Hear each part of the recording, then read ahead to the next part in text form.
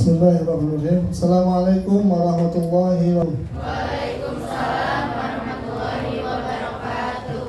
Alhamdulillah walhamdulillah thumma alhamdulillah. Alhamdulillah. Arsala rasulahu bil huda wa dinil haqq liyuzhirahu 'ala dini kullih wa kafa billahi shahida. Asyhadu an la ilaha illallah wa asyhadu anna Muhammadan abduhu wa rasuluhu amma ba'du. Yang kami hormati Bapak Kepala Madrasah Sanawiyah 2 dan 4, anak-anakku, para siswa, anak MTS 2, berikutnya MTS 4, anggota KKM MTS 2 yang dari swasta. MTS swasta. Sisa ini berarti. Oh iya, sisa. Oh yang merah khusus benar MTS 2. OSIM. OSIMnya organisasi siswa Intra Madrasah. Jadi kalau nanti ditanya pernah sekolah ente gitu. Nah, ini di madrasah. Saya kan tidak punya ijazah SMP. Aja bisa kuliah. Saya ijazahnya madrasah. Terus bangga berijazah madrasah. Beberapa menteri agama, menteri pendidikan yang tidak punya ijazah SD, SMP, SMA ada. Pak Malik Fajar, Pak Yakut, ini sekarang menteri agama. Pak Lukman itu tidak punya ijazah SMP, SMA. Karena dia dari MI, MTS, MA. Kemudian juga rupanya SD mah rata-rata ayahnya SD. Kalau MTS nanti melanjutkan ke aliyah, arah berjenjang. Syukur alhamdulillah kita dapat bertemu dalam forum yang berbahaya ini. Salam dan salam semoga senantiasa tercurahkan kepada junjungan kita di mana Nabi Muhammad sallallahu alaihi wasallam, semoga para sahabat, para tabi'in, dan para bangsa kepada kita sekalian. Kenapa saya berani bicara di depan anak-anak sekalian? Kenapa, Cing? Karena saya pernah muda, pernah ngalaman usia sakit, paling di usia 14-15 ya. Saya pernah, itu percaya, pernah ngalaman muda. Saya pernah ngalaman muda. Jadi paham tentang dunia pemuda dan pemudi. Kata Bang Haji Roma Irama Kola, darah muda, darah para remaja yang selalu apa itu yang lalu pemuda. Jadi pemuda ini harus banyak bermimpi tentang masa depan. Jangan ada yang melarang kalau orang bermimpi. Kalau mimpi saja sudah dilarang, itu maya kan mimpi banyak. Saya ini bisa begini karena dulu sejak usia SMP, sejak sanawiyah, aliyah dan kuliah selalu mencita-citakan, selalu mencatat apa yang saya inginkan. Dan the power of right 95% itu terwujud. Sok, mungkin kayak ngaroratnya. Dulunya ayah diari, apa diari? Ayo, buku catatan. Ayo ke arah apa baru dah ayo diari. Ayo karena HP wae. Jangan mencatat sesuatu yang akan bertahan lama di HP. Ayah file apa? Aplikasi catatannya. Note. Itu udah nulis dirinya harapan mah. Di Jepang anak-anak teman kanak-kanak, anak-anak SD diajak ku guruna ke kantor pos. Kenapa? Dia menitipkan surat yang dia inginkan, apa yang dia harapkan setelah lulus SD, SMP, jenjang SLTA, kuliah, dan 30 yang tahun yang akan datang. Yang menitipkan surat ke PO Box, ke kantor pos. Dibuka lagi sudah kuliah, dan apa yang terjadi? Rata-rata keinginannya, alam di bawah sadarnya berkata, ini, dan terwujud ketika 20 tahun yang akan datang. Mimpi wahai ulah dilarang. Saya pernah Pak Haji Asep, ini Pak Kepala tahu, ini adiknya teman sekelas saya. Saya ditegur oleh teman saya karena bercita-cita bermimpi ingin naik haji di usia 30 tahun. Ingin menikah di usia 20 tahun, di sini saya dikata, wah mungkin cuma horeng. Cek abdi, saya makan dia disuruh ke guru psikologi nulis. Tentu salah. Dan ternyata apa yang saya tulis menjadi kenyataan. Padahal kondisi tidak punya uang. Ada Gusti Allah mau makan benar ya. Apa salahnya bermimpi? Nah ini menjadi catatan. Boleh saya berdiri ya? Supaya kelihatan yang belakang nih. Nah, apa yang harus kita siapkan di dunia digital ini? Saya dulu pernah dihadiahi oleh penerbit Mizan tahun 97. Satu buku yang sampai hari ini saya belum tuntas membacanya karena tidak mengerti. Judulnya adalah Being Digital. Silakan bukunya hitam itu memang terjemahan dari seorang ahli futuristik, ahli masa depan. Dia menulisnya tahun 95, diterjemahkan 97 oleh Mizan. Saya baca karena dihadiahi. Ketika itu saya sering meresensi buku dan dihadiahi. Lalu sekali resensi teh tahun 87, uang 150.000 zaman baheula. Buku 2 langganan. Being Digital. Di sana dicantumkan bahwa nanti tahun 2010, 15, 20 akan bergeser, orang tidak lagi membaca koran, membaca buku yang dicetak lewat kertas, tetapi orang akan beralih kepada media digital. Hari itu belum ada handphone, terkahap icang handphone. Ada oke pada lama yang paling canggih, launching Intercom, pager. Lihat nanti googling, pager itu adalah pesan, sehingga SMS, sehingga WA. Tapi beberapa kalimat yang ketika kita ingin mengirimkan pesan kepada seseorang lewat ke pusat tulang, atau 100 perak dimasukkan ke telepon umum, pijit, apa pesan yang ingin disampaikan. Saya ingin pesan anu sampai kepada ini lama itu 10 menit baru sampai. Sepihak karena saya tidak punya pager. Itu yang paling canggih. Tidak terfikir bahwa dunia akan seperti ini. Padahal di buku itu sudah diramal bahwa dunia akan seperti ini. Yang pertama adalah kemandirian akademik. Ini dari ayah sekolah anak.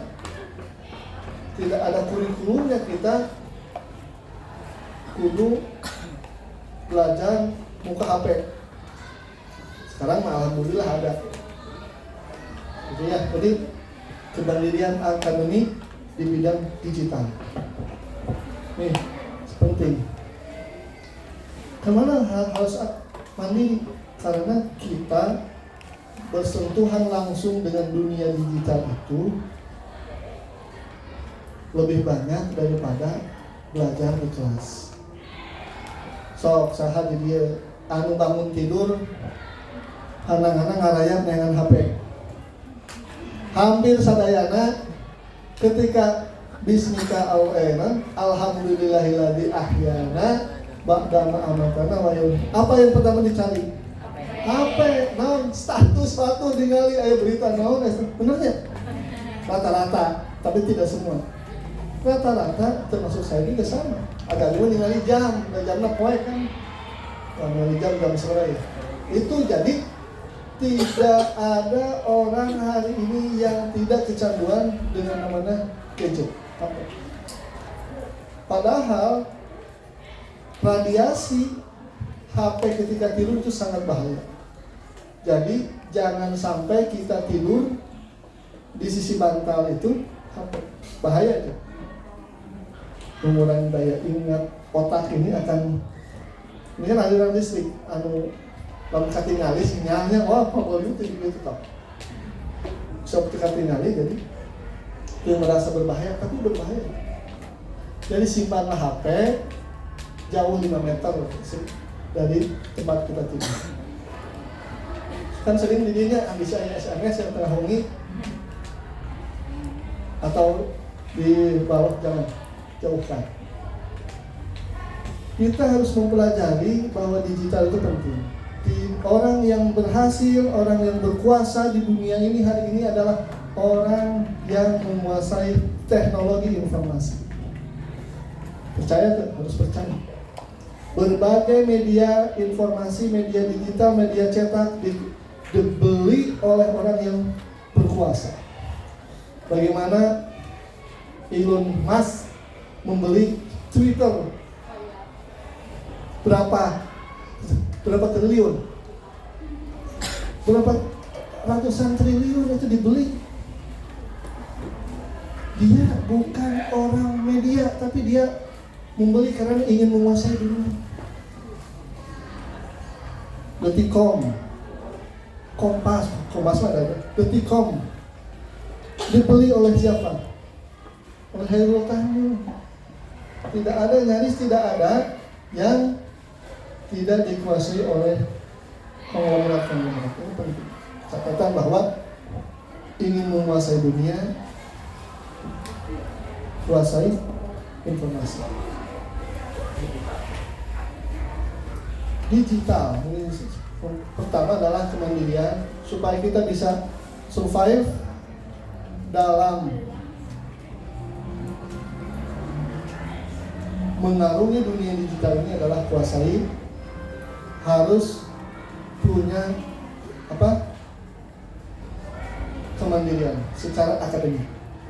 Yang kedua, kemandirian secara emosional. Ini penting buat anak-anak. Lamun aya nu nge-tweet atau nu di Instagram anu netizen anu pika sebelen, apa yang kita lakukan? Nyarekan, milu-milu nyarekan batu. Babaturan orang dipoyokan, dihina. Apa yang terjadi? Sakelas tamela. Betul tidak? Aya artis nu nyeleneh. Justru artis mah sengaja supaya viral. Orang minta apal-apal. Anak-anak rentan terhadap gesekan, terhadap dorongan orang untuk berbuat anarkis. Antina lover jadi hater. Bener nggak? Apal kena kolot atau gimana? Jangan ikut-ikutan. Yang viral biarkan viral. Jangan sharing sebelum disaring dulu. Jangan sharing sebelum disaring. Saring dulu itu berita teh naon, itu gambarnya layak tuh di-sharing gitu. Kadang-kadang emosional kita sebagai anak-anak muda ini sangat rentan untuk dimanfaatkan oleh orang lain. Timbulnya pertengkaran yang gerlut di media, di Pamungpek, di Cianjur, di mana gerlut gara-gara posting gara-gara gitu. Nah, yang ketiga, kemandirian karakter. Ingat, kita ini adalah anak-anak Indonesia, anak-anak dari generasi emas yang dunia ini akan anak-anak sekalian kuasai tahun 2045.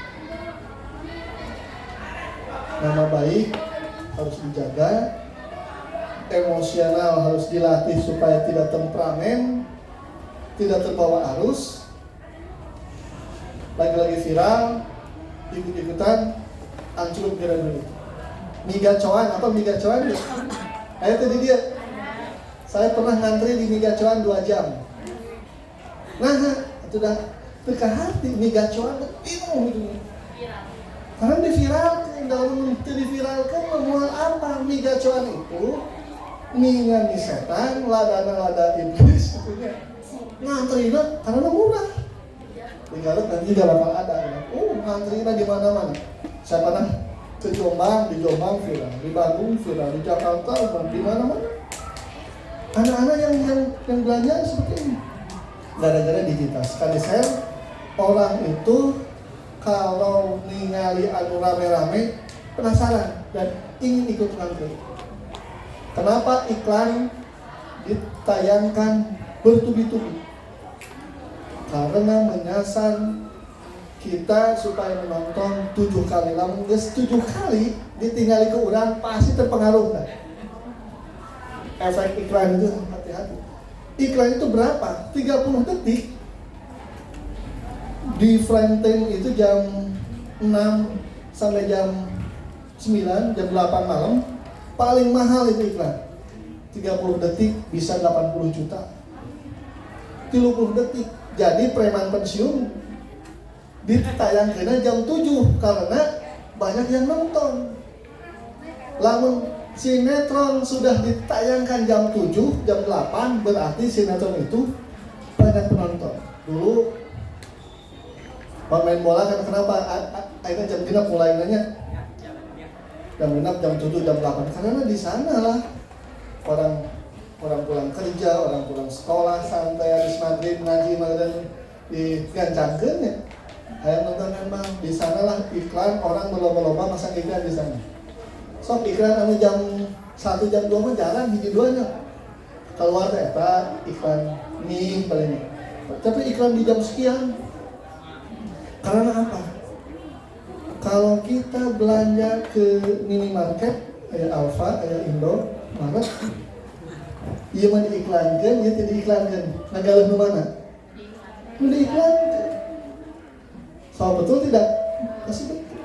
Sabun ya Marina, nanti Sunsilk, Gift, Lifebuoy, Rinso, Pepsodent, Ciptaden kalian iklankan. Jadi liwat ya. Milih apa? Pepsodent. Komo dalam ngiklankeun artis nu terkenal.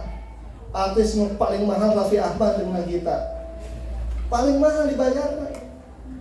Karena dia hartana ratusan miliar, bikin rumah 400 miliar. Segede kumaha eta rumah 400 miliar, bayangkeun. Gara-gara naon? Iklan. Bintang iklan di anu. Ini kita terpengaruh. Maka benteng kita adalah harus baca literasi digitalnya ditingkatkan. Harus paham ini berita benar, ini berita hoax. Hoax ini yang menggerogoti nilai-nilai akademik kita. Belum tuntas baca sudah di-sharing. Padahal harus tuntas dulu baca. Ini jadi kemandirian akademik kita harus belajar terus. Dan dunia digital ini tidak pernah berhenti. Yang kedua, kemandirian secara emosional. Jaga ulah sampai kakak bawa ku batur. Yang ketiga, kemandirian karakter. Karakter bangsa Indonesia mah santun. Tapi hasil penelitian netizen Indonesia ini paling berisik salah dunia kan.